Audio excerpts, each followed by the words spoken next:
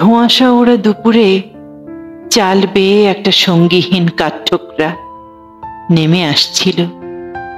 রোদে ঝাপটানো ডানার উস্কো খুস্কো পালক ছড়ানো উপস্থিতি বুঝিয়ে দিয়ে গেল ক্লান্তির সময় যে যার মতো একা পার করতে হয়।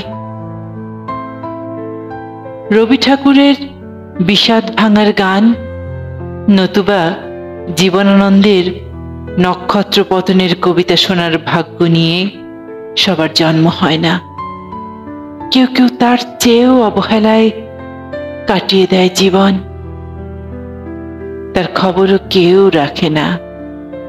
উপরন্তু বলা যায় পাখিদেরও শূন্যতা থাকে।